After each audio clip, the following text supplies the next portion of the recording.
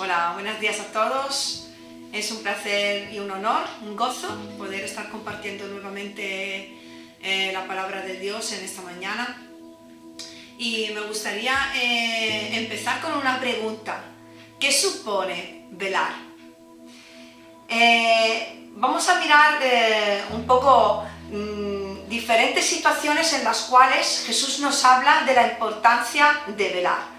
Vemos, por ejemplo, que en el Evangelio de Mateo, en el capítulo 24, dice que cuando Jesús salió del templo y se iba, se acercaron sus discípulos para mostrarles los edificios del templo. Y respondiendo él les dijo: ¿veis todo esto? De cierto os digo que no quedará aquí piedra sobre piedra que no sea derribada. Y estando él sentado en el monte de los olivos, los discípulos se le acercaron aparte, diciendo: dinos, ¿cuándo serán estas cosas? ¿Y qué señal habrá de tu venida y del fin del siglo? Los discípulos de Jesús le preguntaron cuándo iban a pasar todas las cosas que él había preanunciado. Y Jesús, podemos ver a lo largo de este capítulo, que le estuvo dando información acerca de las señales que iban a ver para poder discernir e interpretar los tiempos que iban a vivir y cuándo se acercaba esa venida de Jesús. Pero qué importante ver que al final la palabra clave sobre la cual Jesús basa el poder vivir este tiempo la encontramos más adelante en el versículo 42, cuando Jesús dice: velad pues, porque no sabéis a qué hora ha de venir vuestro Señor. Jesús da una respuesta y la respuesta es: velad. Lo que Jesús estaba intentando decirle a los discípulos era que tenían que estar preparados en todo momento, que cada día, queridos hermanos, no tenemos que mirar a las señales como las estamos viviendo en estos tiempos, en los cuales nos hacemos muchas preguntas. Los cristianos tenemos expectativas, dudas, y Jesús nos está diciendo lo mismo que le quiso decir a los discípulos en ese momento. No miréis a las señales, sino velad. Velad y orad, porque no sabéis a qué hora ha de venir vuestro Señor. Tenemos que estar preparados cada día y vivirlo como si fuera el último día de nuestra vida. Entiendo que tenemos que preocuparnos simplemente por ser fiel a Dios. Preocuparnos y estar preparados y que nos encuentre sirviéndole, ¿verdad? Lo que Él nos pide en esta mañana es velar. Así que vamos a ver primeramente una historia, una parábola que Jesús usa para enseñar acerca del velar. Y la encontramos en este mismo evangelio. Justamente más adelante Jesús, al terminar este discurso, habla de la parábola de las 10 vírgenes. Y la vamos a leer, ¿vale? Estamos en el capítulo 25 del evangelio de Mateo. Y dice así: entonces el reino de los cielos será semejante a 10 vírgenes que, tomando sus lámparas, salieron a recibir al esposo. 5 de ellas eran prudentes y 5 insensatas. Las insensatas, tomando sus lámparas, no tomaron consigo aceite, mas las prudentes tomaron aceite en sus vasijas, juntamente con sus lámparas. Y tardándose el esposo, cabecearon todas y se durmieron. Y a la medianoche se oyó un clamor: aquí viene el esposo, salid a recibirle. Entonces todas aquellas vírgenes se levantaron y arreglaron sus lámparas. Y las insensatas dijeron a las prudentes: dadnos de vuestro aceite, porque nuestras lámparas se apagan. Mas las prudentes respondieron diciendo: para que no nos falte a nosotras y a vosotras, id más bien a los que venden y comprad para vosotras mismas. Pero mientras ellas iban a comprar, vino el esposo, y las que estaban preparadas entraron con él a las bodas, y se cerró la puerta. Después vinieron también las otras vírgenes, diciendo: Señor, Señor, ábrenos. Mas él respondiendo dijo: de cierto os digo que no os conozco. Velad pues, porque no sabéis el día ni la hora en que el Hijo del Hombre ha de venir. Me encanta esta historia y vamos a mirarla detenidamente en sus partes y también los personajes de esta historia. Primeramente hemos leído que el reino de los cielos es semejante a 10 vírgenes.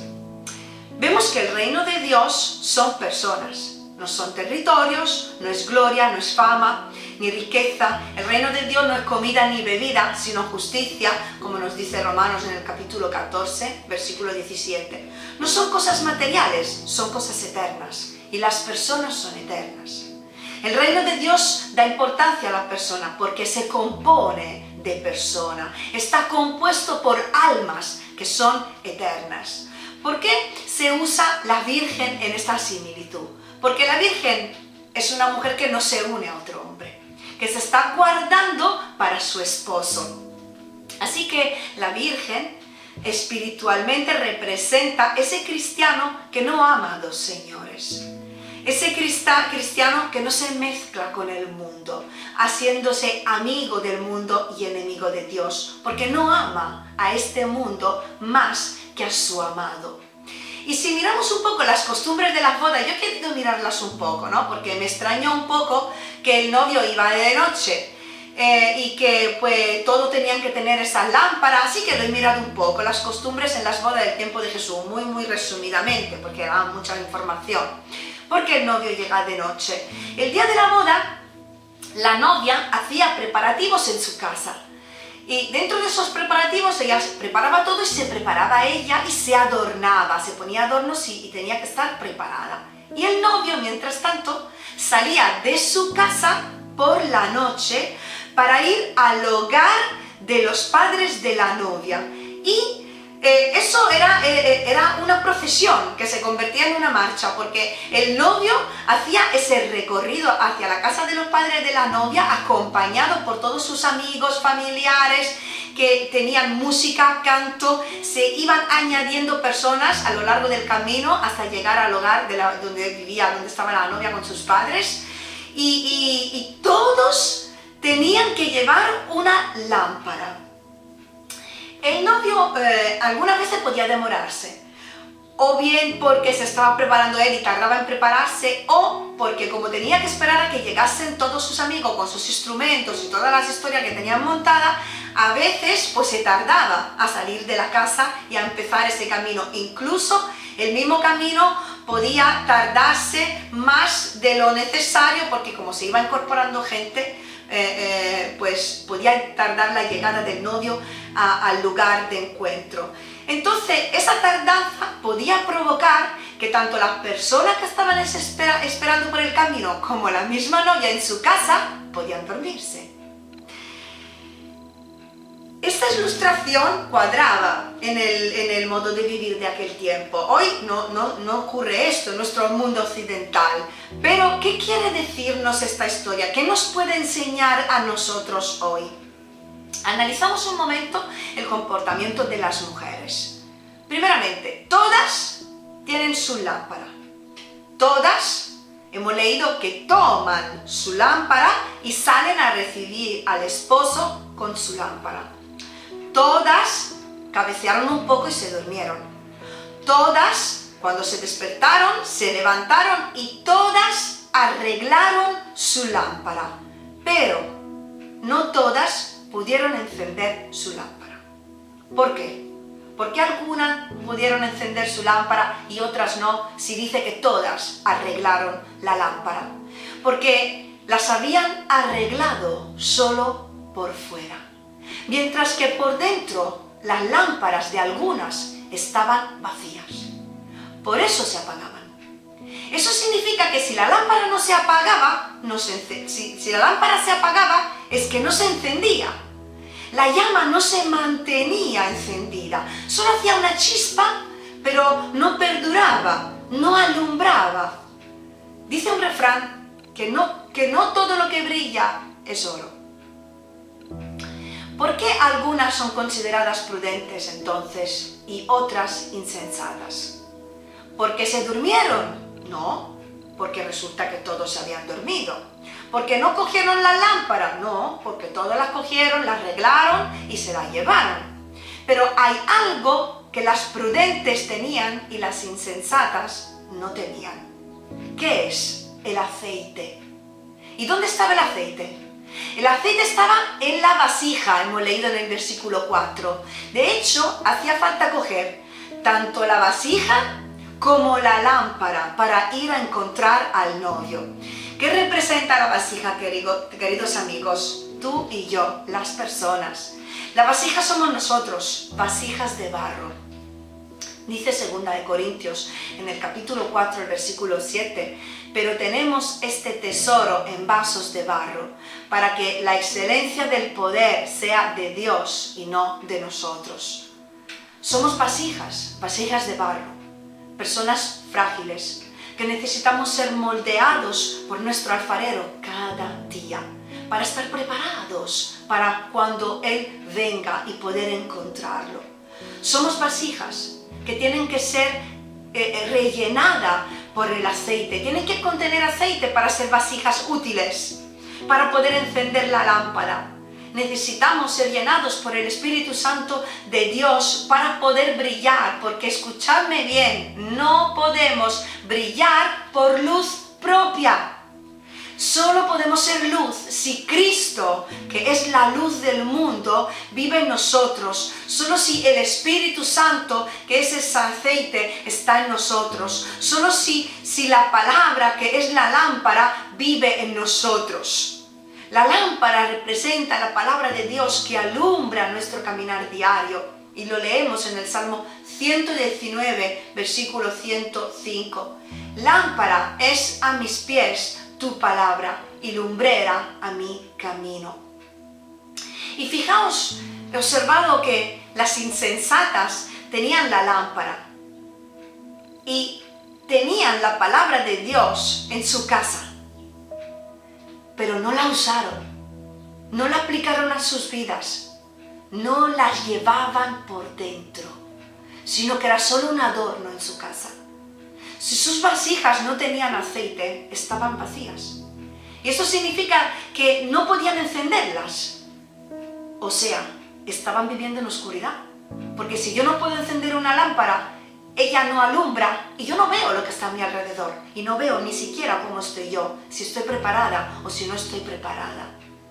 Las prudentes, al contrario, siempre tenían aceite en su vasija. Usaban la lámpara constantemente. Las usaban para alumbrar su casa, las usaban para limpiar, las usaban para ver si ellas estaban arregladas y para adornarse. ¿Sabéis? Yo creo que esto nos quiere decir algo en esta mañana.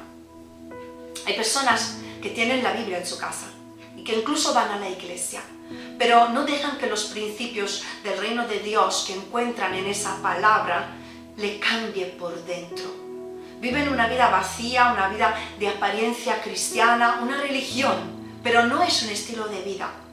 Mientras que hay otros que cada día buscan al Señor, que velan por su salvación, que se esfuerzan luchando por vivir una vida santa, que buscan al Señor y que cada día quieren estar preparados para encontrar al Señor, viviendo su vida llena de la presencia de Dios, y usan la palabra de Dios cuando no saben cómo conducirse, cuando se sienten tristes, cuando están confundidos, incluso cuando han caído, se han dormido por un momento. Usan la palabra de Dios para levantarse, para conducirse en su vida diaria. Y esto es lo que nos quiere enseñar el Señor, que velar significa llenarnos cada día del Espíritu Santo y dejar que nos abra el entendimiento para conocer la palabra y aplicarla a nuestra vida, para que nos cambie por dentro. Porque el aceite representa el Espíritu Santo, la unción, la presencia de Dios en nuestra vida. Y sin ella estamos en oscuridad. Sin ella no podemos entender ni nuestra condición, ni lo que viene por delante. Veremos la palabra de Dios solo como normas que nos atan y no nos hacen libres, porque la ley sin el Espíritu mata. Y fijaos qué interesante. Las insensatas le pidieron aceite a las prudentes, pero ellas no se lo pudieron dar. La presencia de Dios no se puede pasar a otro. Es algo personal. Cada uno puede encontrar a Dios buscándole. Solo encontramos el aceite si vamos al que lo vende, el Señor. Hay que ir a un lugar específico para comprarlas. Y ese lugar es el lugar secreto. Es ese aposento alto que cada persona tiene en su casa. Y ese lugar lo descubrimos solo por medio de la oración. Lo leemos, ¿verdad?, en la oración del Padre Nuestro que encontramos en Mateo capítulo 6, que dice que cuando tú ores, entra en tu aposento, cerrada la puerta, y ora a tu Padre que está en el secreto. Y le pides, entre varias cosas, venga su reino. En ese lugar secreto, el reino de Dios viene a tu vida, su voluntad, sus pensamientos, su ley. En ese lugar de intimidad conocemos a Dios en profundidad y ahí Él derrama de su aceite, de su presencia y de su bendición en nuestra vida. Es ahí, en ese lugar secreto, donde Dios nos prepara para la boda. Ahí es donde el Señor nos moldea, nos transforma, nos alumbra y nos hace ver todas aquellas cosas que tienen que cambiar en nuestra vida. ¿Sabéis, hermanos? Eso es velar. También tenemos otra ocasión en la que Jesús se encuentra en un lugar que es el mismo, fijaos, en el Getsemaní, el Monte de los Olivos. En otro momento se encuentra con los discípulos ahí reunidos y en esta ocasión Jesús lo estaba pasando muy mal. Encontramos esta historia en los diferentes evangelios. Dice que le pide a los discípulos que se quedasen con él acompañándole porque era un momento difícil, duro para él. Pero dice que todos se quedaron dormidos y vivió solo ese momento. Le pide que se sienten, dice quedaos aquí, sentaros, pero coge a 3 de ellos y con ellos se aparta un poco más, a Pedro, a Jacobo y a Juan. Y dice que con ellos, al lado de ellos, Jesús empezó a entristecerse y a angustiarse en gran manera. Y les dijo, mi alma está muy triste hasta la muerte. Quedaos aquí y velad conmigo. Me encanta, ¿sabéis? Porque a pesar de que veo a un Jesús que está sufriendo, veo un Jesús que abre su corazón. Abre su corazón con sus íntimos, con aquellos con los cuales sabía que podía ser sí mismo como hombre. Expresa y manifiesta sus sentimientos humanos, sentimientos negativos aparentemente que estaba viviendo en ese momento porque necesitaba apoyo, entonces pidió ayuda. Necesitaba apoyo, su alma estaba agotada, agobiada, cargada, porque sabía lo que le iba a ocurrir. Y dice que se fue un poco más apartado a orar y cuando volvió estaban dormidos y eso pasó 2 veces. Y les dijo, chicos, ¿que no habéis podido velar ni una hora? Velad y orad para que no entréis en tentación. El espíritu a la verdad está dispuesto, pero la carne es débil. Así que vemos este panorama, ¿no? De que por un lado los discípulos que están durmiendo, que no son capaces de velar y que a pesar de que Jesús le dice, por favor, quedad conmigo, chicos, se duermen. Y por el otro lado está Jesús, que va y vuelve, que va y vuelve. ¿Y dónde se va? Vemos que Jesús se va a orar y buscar una intimidad con su Padre. ¿Y qué era lo que le estaba pidiendo a su Padre en ese momento? Dice, Padre mío, si es posible, pasa de mí esta copa, pero no sea como yo quiero, sino como tú. Jesús estaba sintiendo una gran agonía, tan grande, que Lucas, en el Evangelio de Lucas tenemos una descripción un poco más detallada, porque Lucas era médico. Entonces nos da un detalle que los otros evangelios no nos dan. Por eso no he leído ninguno de los 3, porque he cogido cosas de los diferentes evangelios. Dice que estando en agonía, oraba más intensamente y era su sudor como grandes gotas de sangre que caían hasta la tierra. Ahora, también hemos leído, podéis leer, que había aparecido un ángel para fortalecer a Jesús. Pero su agonía seguía siendo muy grande. Porque Jesús como hombre, amigos, estaba sufriendo. Y nadie podía quitarle del todo esa tristeza, ese dolor, esa tensión que estaba experimentando. Y esto que le pasó a Jesús, este fenómeno, tiene un nombre en la medicina. Se llama hematidrosis. del griego aima, sangre, e hidrosis, sudoración. ¿Qué es lo que pasa? Cuando una persona sufre una tensión extrema, un estrés muy grande, un temor muy fuerte, una gran angustia, se pueden romper unas finitas venas capilares que están bajo las glándulas sudoríparas. Y la sangre entonces se mezcla con el sudor y aflota en la piel con ese color. Y ese es un fenómeno que se ha descrito únicamente en personas cuando sabían con certeza de que iban a morir en breve de manera dolorosa, como por ejemplo los condenados a muertes o en situaciones de guerra. Mientras Jesús estaba sufriendo, preparándose para su muerte en la cruz, recordamos que los discípulos estaban durmiendo. Ahora, Jesús veló, y aún velando tenía sentimientos como de miedo, de tristeza, de angustia, de soledad. Y los discípulos no pudieron velar, pero no pudieron velar a causa de la tristeza, dice el Evangelio. Jesús se sintió triste y los discípulos también. Mientras velamos, podemos tener sentimientos, diferentes sentimientos. Y como le pasó a Jesús. Y eso no significa que esos sentimientos sean malos en sí, sino humanos.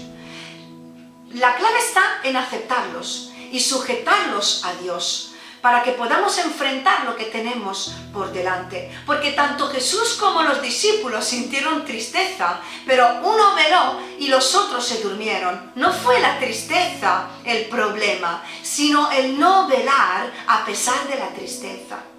Jesús sintió tristeza, miedo, angustia, pero oró y rindió todos esos sentimientos a la voluntad de su Padre. Eso significa que primeramente tuvo que aceptar que como hombre podía experimentar determinados sentimientos, pero decidió entregarlos a su Padre y seguir luchando a pesar de sus sentimientos. Velar, entendemos en esta historia, en este relato, que velar es estar preparados para la lucha a pesar de nuestro sentimiento. Velar no significa sentirnos siempre fuertes, estar siempre bien y no tener nunca miedo o no tener tristeza. Y verdaderamente quise decirlo y quise enseñarlo en esta mañana porque hay muchos creyentes en el mundo que piensan que por ser cristianos no deberían tener esos tipos de sentimientos. Una de las mayores luchas de los cristianos es el dividir el yo ideal con el yo real. O sea, lo que piensan que deberían de ser con lo que son en realidad, debido a su naturaleza y a su crianza. Además, quiero añadir que, sinceramente, creo que también la Iglesia, a lo largo de la historia, ha contribuido en esa lucha interna que sufren muchos creyentes, como enfatizando ideales muy altos de creyentes. Por eso muchas personas sienten que no pueden ser humanos y cristianos a la vez. Pastores intocables, creyentes que tienen que ser perfectos, hombres y mujeres que tienen que ser siempre fuertes. ¿Cómo estás? En victoria, que se está muriendo por dentro. Pero claro, parece malo, negativo y maduro decir que estoy mal. Hermanos, amigos, no somos dioses ni perfectos. Y sabéis, lo bueno de todo es que Dios no pretende perfección de ti, así que no lo pretendas tú tampoco. No te idealices. Lo que pasa es que idealizamos más el yo ideal, o sea, lo que nos gustaría ser, o como pensamos o creemos que tenemos que ser para ser buenos creyentes. Idealizamos más eso que lo que somos realmente. Y no lo queremos aceptar. No queremos aceptar nuestras debilidades, nuestros puntos débiles. Pero sabéis, es que ese yo ideal que tanto idealizamos no es real, no existe. Somos imperfectos, somos humanos, pero caminamos hacia la perfección. Necesitamos descubrir nuestras debilidades, nuestra vulnerabilidad, porque eso se puede convertir en la meta que nuestra meta es ser como Cristo, pero sin condenarnos por el camino, ni frustrarnos si no llegamos a esa perfección que nos habíamos puesto como meta. El secreto entiendo que está en conocernos, que está en aceptar como somos, en entender por qué somos como somos, debido a nuestra crianza, debido a nuestra familia, debido a nuestras experiencias, debido a la historia de la iglesia en la que hemos vivido, debido a muchísimas cosas y factores que han determinado que cada uno de nosotros es como es. Y se ha formado, se ha criado y ha crecido con determinados patrones, con determinados temores, con determinadas inseguridades, con determinadas debilidades, luchas, actitudes. Así que velar aquí significa ponernos cada día en las manos de Dios, aceptando como somos y rendirnos en sus manos, rendir nuestro yo más profundo para que nos moldee, para que nos cambie y nos haga crecer. Pero sin olvidar, lo recalco, sin olvidar que por el camino nos acompañarán sentimientos de tristeza, de dolor, de miedo, de soledad, de angustia. Y estos sentimientos en sí no son malos, son humanos. Pero el tener a Dios en nuestra vida será el secreto, porque Él suplirá para esas necesidades emocionales que experimentaremos en cada momento de nuestra vida. Porque, escúchame, si la palabra dice que el Señor va a dar fuerza al que está cansado y multiplica la fuerza al que no tiene ninguna, significa que vamos a experimentar momentos en los cuales nos sentimos sin fuerzas, en los cuales nos sentiremos cansados, que no podemos más. Y eso no es malo. Lo malo es negarlo. Lo malo es huir de esos sentimientos que afloran. Lo malo es negar nuestra necesidad, no enfrentarnos al dolor, no querer conocer la causa para rendirla en las manos de Dios. Y lo malo es no pedir ayuda, ni a Dios, ni a los pastores, ni a los hermanos, ni a los familiares. Jesús dijo, la tristeza se convertirá en gozo, pero era necesario pasar por la tristeza. A veces es necesario pasar por una tristeza para descubrir y experimentar el gozo que puede dar el Señor en medio de un momento difícil. Y sabéis, la solución a este conflicto de sentimientos que todos tenemos, no lo neguéis porque a mí me podéis mentir, pero todos experimentamos esto y durante este confinamiento muchos hemos experimentado miedo, tristeza, ansiedad, angustia. El secreto, la solución de todo eso es el amor. Porque el amor de Dios echa fuera todo temor. Porque el amor nos ayuda a amarnos y aceptarnos a nosotros mismos cuando reaccionamos de una manera en la que no nos gusta. Y también el amor nos va a permitir amar a otros, perdonar a otros, aceptar a otros en sus limitaciones, debilidades, fracasos y pecados. Y por último, vemos otra situación en la que Jesús también nos hace ver qué significa velar. ¿Por qué es importante velar? Jesús nos pidió, velemos y oremos, velad y orad, para no entrar en tentación. Y porque el espíritu a la verdad está dispuesto, pero la carne es débil. O sea que en esta frase de Jesús nosotros encontramos dos motivos por los cuales debemos de velar. Uno, para no entrar en tentación. Y dos, porque la carne es débil. No entrar en tentación no significa que no vamos a ser tentados. Porque vamos a ser tentados. Vas a ser tentados. ¿Y sabes qué? Todos los días. Porque el mismo Jesús fue tentado. Y no solo 40 días en el desierto, durante toda su vida como hombre.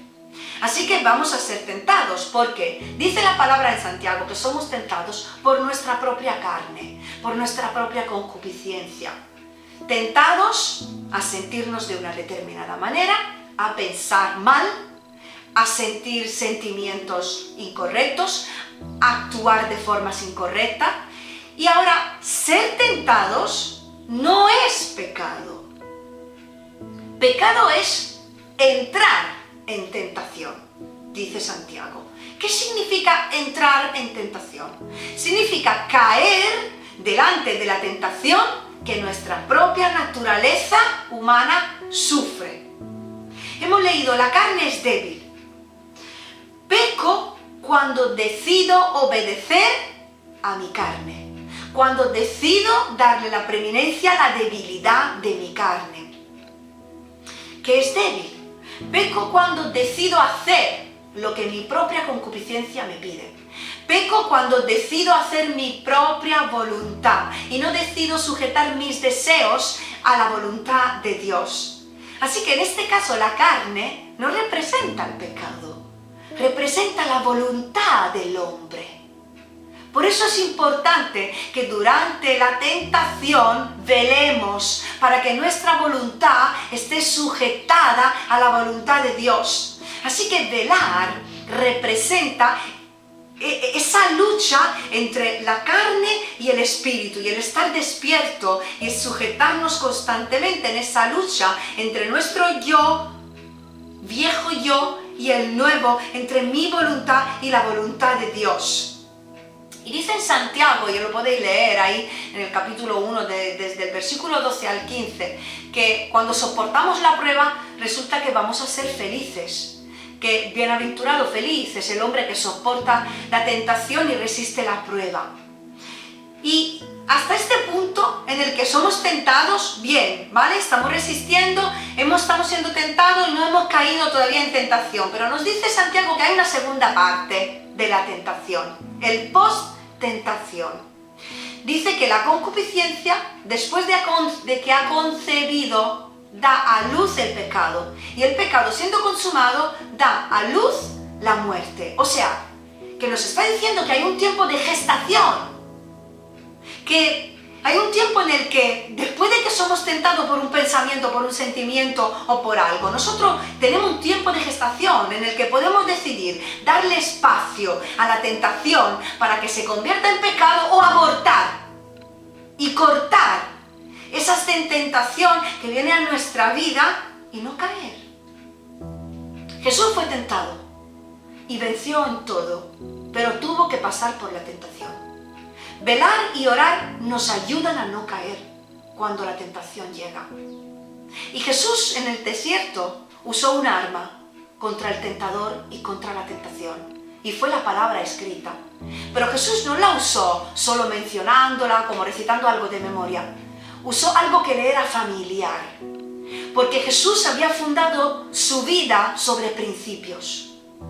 Y Jesús usó la palabra como algo que era parte de su vida, una vida vivida conforme a la palabra proclamada. Fue tentado a responder ante sus necesidades físicas, emocionales, espirituales, pero decidió sujetar su voluntad a la voluntad de Dios, porque su vida se basaba sobre principios que le guiaban. Y aquí quiero abrir un paréntesis. La sujeción a la voluntad de Dios en los tiempos de prueba, en los tiempos de tentación, es la clave para vencer.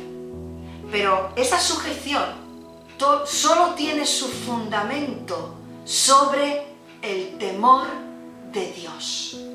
La sujeción a Dios, a su voluntad, a sus pensamientos, a su palabra, solo se puede fundamentar sobre el temor de Dios. Por eso muchos creyentes no se sujetan y no se están sujetando en estos días de cuarentena a la voluntad de Dios. No se están sujetando a la voluntad de los gobernantes, no se están sujetando a la ley, no se están sujetando durante su día a día a la voluntad de la palabra de Dios, porque no temen a Dios. En realidad no hay un fuerte temor de Dios en su vida. Y lo vemos en los momentos de la tentación en nuestra vida, que actuamos de una determinada manera porque no tememos a Dios. No lo tememos de verdad. Somos tentados en estos días a salir, tentados a mentir para hacer lo que nos conviene. Somos tentados a acomodarnos, a vivir una vida mediocre, a vivir en un constante miedo, tentados a vivir en ansiedad constantemente, tentados a olvidarnos del prójimo, tentados a vivir de forma egoísta, a ser avaros, tentados a olvidarnos de Dios mismo.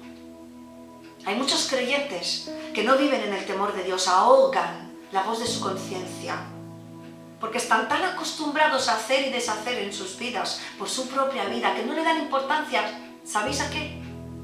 A las pequeñas cosas. porque las pequeñas cosas hablan de integridad. Yo me he encontrado en situaciones en estos días en los cuales lo hago o no lo hago, o me paro o no me paro, y me paro a hablar, pues me voy. Bueno, ¿quién te está controlando el reloj? Principio, es una cuestión de integridad. Nadie me está controlando el reloj si estoy fuera 1 hora o 2 horas con mis hijos, pero tengo temor a Dios. Y todo lo que hacemos o no hacemos, lo hacemos para agradar a Dios o a nuestra carne. Lo hacemos porque lo amamos. Y cuando nosotros vivimos nuestra vida de una forma íntegra, sobre principios que marcan nuestra vida, lo hacemos porque algo por dentro nos impulsa a vivir en obediencia y a sujetar nuestra voluntad, que en ese momento nos está tentando y nos está impulsando a hacer algo que es contrario a la integridad, a la obediencia, a la sujeción. Cuando hay temor de Dios, se escucha esa voz por dentro y se obedece. Porque amamos a Dios, porque queremos agradarle. Y sabes, no somos esclavos. Yo no soy esclava de una ley. No somos esclavos, somos libres. Vivimos en el amor hacia Dios. Y eso nos lleva a ser obedientes y a vivir en adoración. Y se convierte en un estilo de vida, que es fruto de un corazón íntegro. Y solo quiero terminar mirando un pequeño detalle, ¿no? De que Jesús fue llevado por el Espíritu Santo en el desierto. Y dice, para ser tentado. Eso significa que nosotros también, el Señor nos va a llevar por la mano a pasar por desiertos, para ser probados, para ser tentados, para que nuestro corazón sea probado. Y te preguntarás, ¿pero por qué tengo que ser probado? ¿Por qué tengo que ser tentado? Mirad, a Jesús le pasó algo increíble por ser tentado en esos 40 días. Dice en el Evangelio de Lucas, en el capítulo 4, versículo 1, que Jesús, lleno del Espíritu Santo, fue llevado por el Espíritu Santo al desierto. Y dice en el capítulo 14, versículo 14, que volvió en el poder del Espíritu Santo. O sea, Jesús cuando entró en el desierto estaba lleno ya del Espíritu Santo. Pero cuando salió de la tentación en victoria, salió en el poder del Espíritu Santo. Hay una diferencia entre la condición anterior y la condición que siguió a la tentación. La diferencia está en que entró lleno del Espíritu Santo y salió en el poder del Espíritu Santo. Hay diferencia entre ser lleno del Espíritu Santo y vivir en el poder del Espíritu Santo. Todos podemos ser llenos del Espíritu Santo porque es una promesa para todos. Podemos ser llenados, ser tocados, viene el Espíritu Santo, nos toca, nos unge, nos llena incluso y nos da nuevas lenguas, nos ayuda en nuestra santidad, en nuestro carácter, nos capacita para el servicio, pero no todos llegan a experimentar el poder de Dios en su vida personal. No todos llegan a experimentar el poder de Dios, porque el poder que da el Espíritu Santo solo se puede encontrar por medio de las victorias ganadas y de los triunfos alcanzados, superando las tentaciones y las pruebas, en medio de las cuales obedecemos a Dios y nos rendimos. Así que velar, vemos que significa darle valor a las pruebas y a las tentaciones, porque en ellas se glorifica el Señor, y es saber pasar por ellas, buscando completamente al Señor y rindiéndonos en sus manos. Y este es el motivo por el cual hay creyentes que han recibido a Dios, incluso han sido llenos del Espíritu Santo, le han servido por un tiempo, hablan en lenguas, pero cuando llega la prueba, cuando llega la tentación, venga, haz esto, di esto, no sé qué, no sé cuánto, se sienten incapaces de obedecer o para seguir sirviendo a Dios. Ya no tengo fuerza porque he pasado esta prueba. Sin embargo, hay otros que aprovechan la prueba para agarrarse más a Dios, para ser fortalecidos, para ver su poder obrando donde ellos humanamente no pueden llegar. Dice Eclesiastés que todo tiene su tiempo y todo lo que se quiere debajo del cielo tiene su hora. Tiempo para llorar, tiempo de reír, de buscar y de perder, de hablar y de callar, tiempo de guerra, tiempo de paz, y fijaos, tiempo de abrazar y tiempo de abstenerse de los abrazos, como lo estamos viviendo nosotros, que no nos podemos abrazar, porque se vive de todo en esta vida, y no lo podemos evitar, ni lo podemos negar.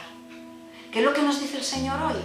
Orad y velad, para que no entréis en tentación, y porque la carne es débil. Vamos a ser tentados todos los días. Estamos pasando por una tribulación todos. Lo que podemos y debemos de hacer es ser fieles en las pequeñas cosas, rindiendo nuestra vida en las manos de Dios, nuestra voluntad, nuestras debilidades, nuestro corazón, afrontando esta prueba que estamos viviendo con fe, con valor, con rendición, en obediencia. Porque Jesús, después de salir del desierto en el poder del Espíritu Santo, principia su ministerio. Eso significa que empieza un tiempo nuevo. Empieza una nueva etapa para su vida, y yo creo que la Iglesia de Cristo, después de esta cuarentena que ha representado un desierto, se levantará en el poder de Dios y empezará un nuevo tiempo, un tiempo nuevo, espiritual y ministerial. Cosas que ojo no vio, ni oído oyó, ni han subido en corazón de hombre, son las que Dios ha preparado para los que le aman. Dice 1 Corintios 2:9. Y quizás, como leemos en Ezequiel 49, a lo mejor, ahora, para que su reino venga, tendremos que ir a nado, dejándonos llevar por el Espíritu Santo, que nos va a enseñar, nos va a empoderar para vivir este nuevo tiempo que va a llegar para la Iglesia. Velad y orad, y serás bendecido, tú y toda tu generación. Que el Señor os bendiga a todos.